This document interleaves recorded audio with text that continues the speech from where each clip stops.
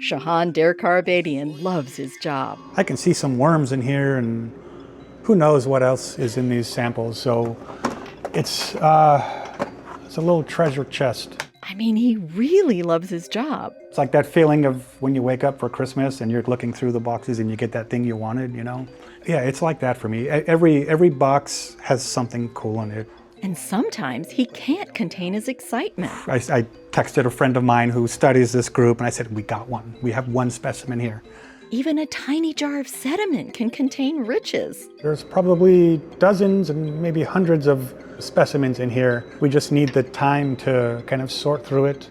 Derkarabadian is the curator of invertebrate zoology at the San Diego Natural History Museum.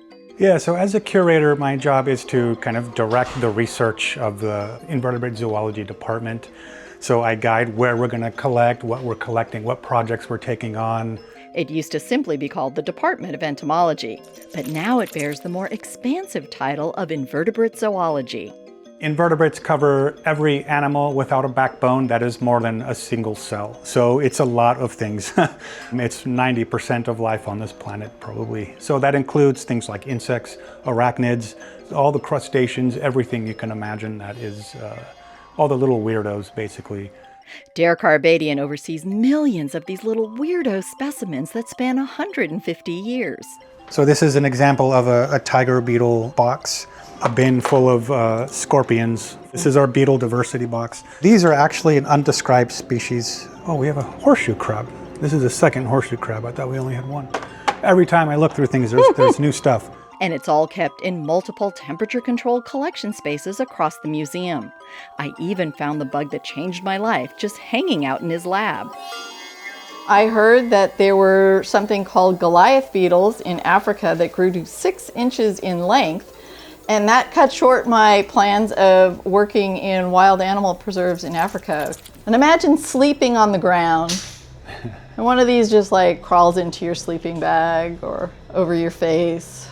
And this is a baby. This is a little guy.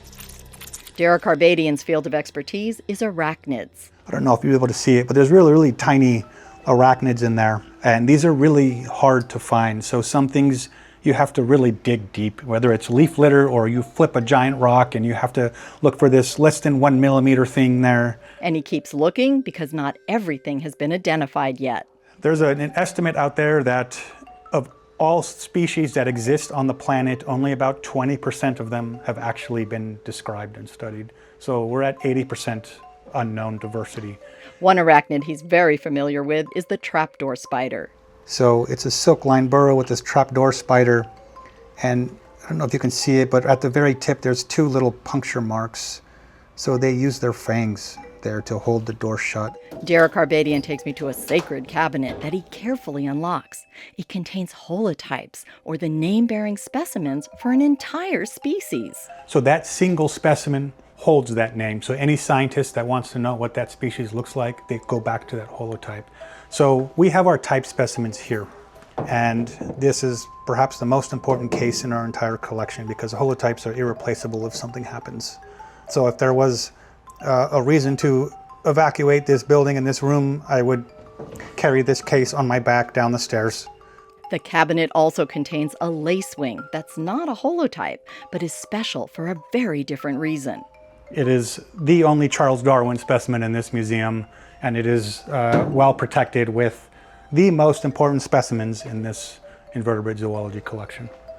But Derkarabadian treats every one of the millions of specimens under his curatorship with care, because even the tiniest of creatures could reveal something amazing about our world. Again, it's Christmas at some point in the future. From deep in the collections at the Nat, I'm Beth Accomando for KPBS News.